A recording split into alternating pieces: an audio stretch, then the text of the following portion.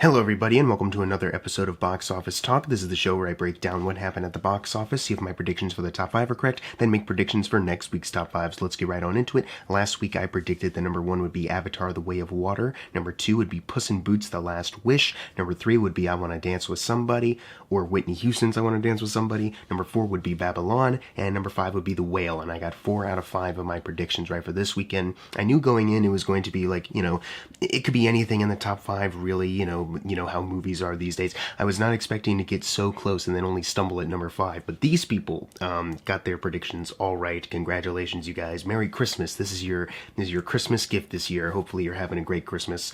By the time I'm recording this, it's really late at night, or not really late, but it is late at night, so Christmas is probably over for a lot of you, but I hope you're having a good day nonetheless. I hope you're having a good time in general. Let's go over what happened in the overall top 10 though. Number 1 was of course Avatar: The Way of Water once again. The drop off from last weekend was around, a little under 60%. So the best hold in the world, not particularly, but it is still going pretty strong as of right now. It made $56 million this weekend, which now adds to a domestic total of $253 million. So it is now $532 million away from outgrossing the original Avatar. But as far as other accomplishments go, as far as like what other films it's outgrossing for just this year of 2022, it outgrossed Sonic the Hedgehog 2 by $63 million. So it is now the 8th highest grossing film domestically of the year behind Thor 4, and it needs $90 million in order to outgross that one. As far as James Cameron's personal filmography, it outgrossed Terminator 2 by $50 million. It is now in the top 3 highest grossing James Cameron films domestically behind Titanic's $659 million, so this movie needs $406 million to get there, and then Avatar's, the first movie's, $783 million total. Obviously this is pretty awesome to see this movie, outgross all these other movies and really get high up in the ranks, but think about that for a second. The next time you see someone very quick to just go like, ooh, flop, failure, sure, it needs to make a lot of like it's been made very clear, it needs to make a lot of money in order to break even. But the fact that, this movie in just 2 weeks of being released, is already one of the highest grossing films this year when, other blockbusters haven't really had that luxury or have not made as much money as this movie has in its second weekend, that's still pretty special though. The people that are still trying to say like, this movie, the first movie had no cultural impact, why should I care? Why should anybody care? It's like, well, people do care, that the first movie is one of the highest grossing films of all time, domestically and worldwide for a reason, the highest grossing movies, worldwide at least. So, yeah, there is still something there. Worldwide, the total is now at $855 million, so, a couple million away from getting to $1 billion. It obviously will do that next weekend. It still needs $2,044 million to outgross the original film, but as far as some of the other things that we were talking about earlier, for James Cameron, it outgrossed Terminator 2 by $340 million, and is now one of James Cameron's top 3 highest grossing films worldwide. It's behind the same movies, but the numbers are obviously vastly different. It needs $1,352 million to outgross Titanic, and I already said what it needs to outgross the original movie, but that's the competition, but if you've already outgrossed the other movies, you're in good shape. There are movies that haven't outgrossed other entries in a particular film studio's library or another franchise where you're like, why hasn't this outgrossed that yet? That's crazy, So this movie is in good shape on that front. As far as this year, it outgrossed The Batman by $88 million, so it is the 7th highest grossing film worldwide behind Minions: The Rise of Gru, and it needs $82 million in order to do so. So we will be seeing that happen next week. I think it's going to cross $1 billion next week. It's going to outgross these movies then for sure. So I think this movie is still going pretty strong. I think some people are still very quick to just say like, oh, it's underperforming, and sure, as far as like studio projections go, it wasn't matching the heights that those were putting out there. But I think people were really taking for granted the fact that next weekend there's not really anything coming out, like nothing at all, and then for a couple weeks in January it's like, it's not really going to have the greatest competition in the world. It's going to be a while for something to really come out and rival that. So I think this movie is still going to hold over very well and still make a lot of money. I still stand by what I was saying basically last weekend to wrap up this. Let's move on to number 2, which is a little more disappointing, I would say, especially for a holiday weekend. And, the same factors apply with Avatar. We still have the next couple weeks to see where this goes. But as far as a debut, it's not the greatest. Puss in Boots: The Last Wish. This movie movie opened up on a Wednesday, so for the 3-day weekend, it made $11 million. That adds to a domestic total of $17 million. Let's look at some domestic stats real quick. As far as DreamWorks, it is a couple 100,000 away from outgrossing Spirit Untamed. So far it hasn't, and you feel like, for an opening weekend for this movie at least, it probably should outgross the entire run of Spirit Untamed automatically. But either way, though, it had a $5 million higher opening than Spirit Untamed, a $2 million higher one than Croods 2, and $5 million over Sinbad. So it's not really great that the numbers are that low as far as like how high your opening weekend is for pandemic release, and one of the forgotten DreamWorks animated films.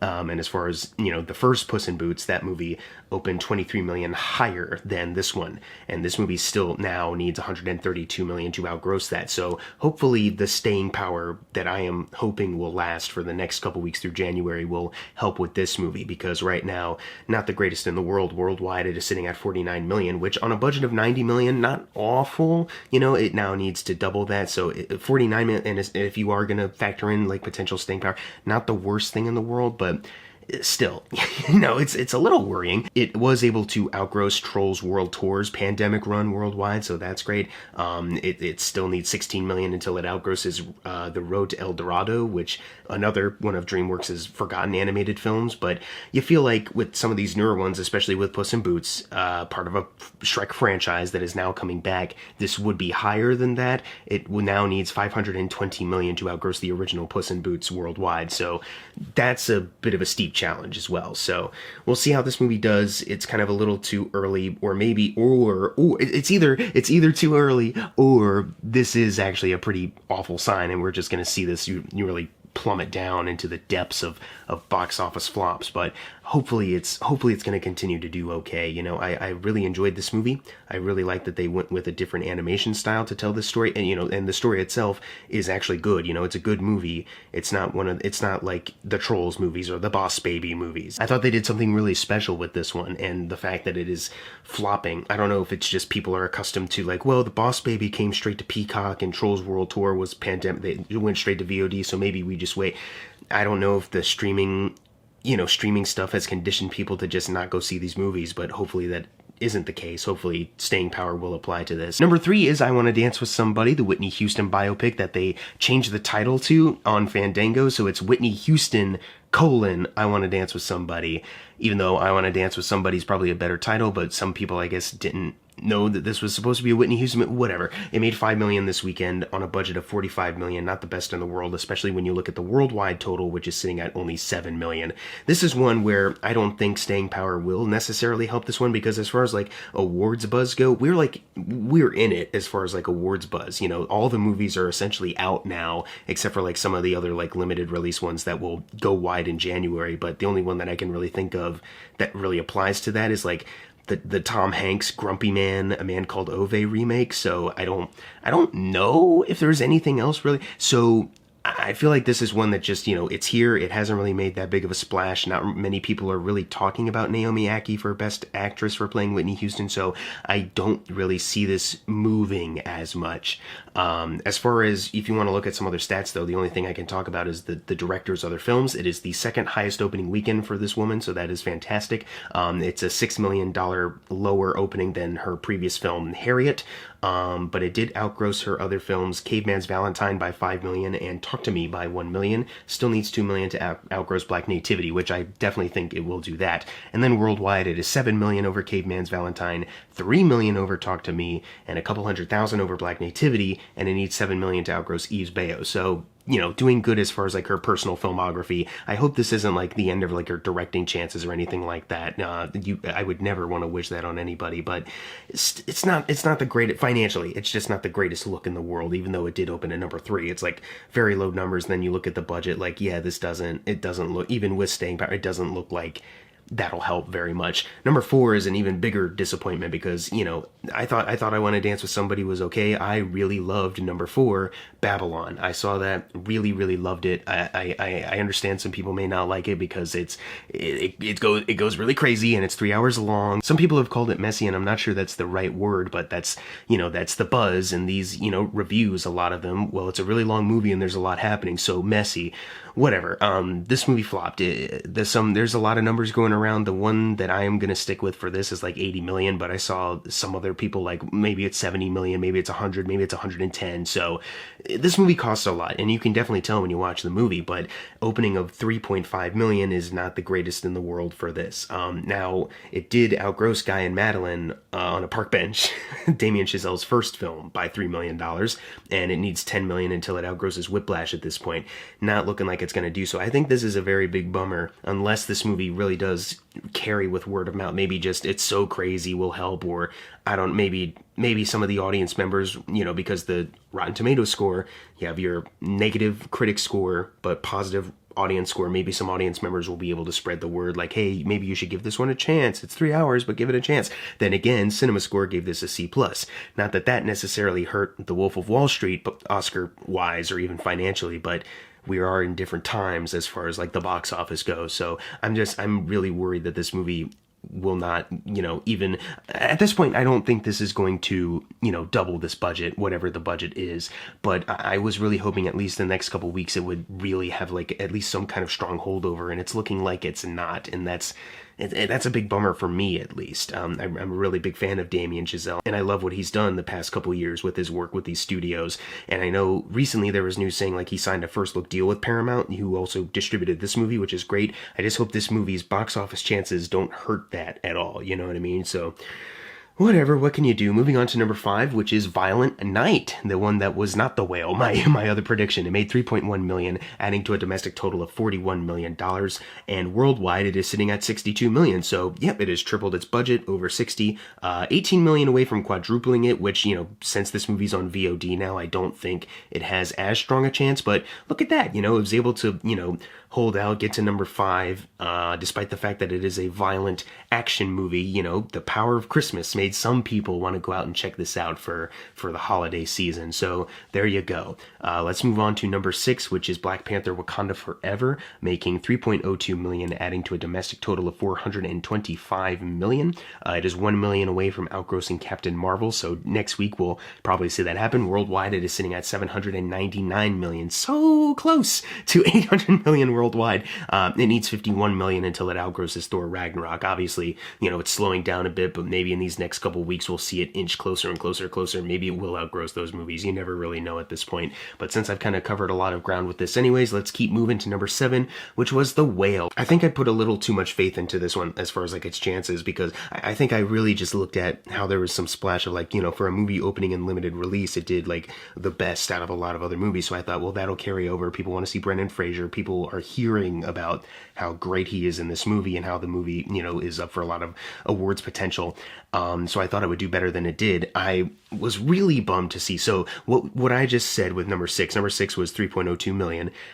I was really bummed to see that this didn't even crack a million, 921,000 this weekend. Now that does add to a domestic total of 2.8 million, but there is no worldwide total to accompany that, but there is also no budget listed. I'm going to assume since it is A24, maybe like 5 million, 10 million, I am not sure how expensive this movie is, but I'm assuming not too expensive, but still, like, it's still not great. I think this movie will maybe benefit at some point once Brendan Fraser obviously gets nominated for an Oscar, which he definitely, he's going to at this point. He's like the front runner at this point, like him and Colin Farrell, I think, So I think this movie may potentially, will benefit from that. But then again, these movies, they come out and they don't do well, and then they just get put to streaming like almost immediately. So I don't know. I think people are just still getting conditioned to, well, maybe it's not one I want to see immediately in the theaters. It's okay. I just wait a month and then it's at home. So I don't know, it's sad. I really think there needs to be, sorry to get sidetracked for a little bit.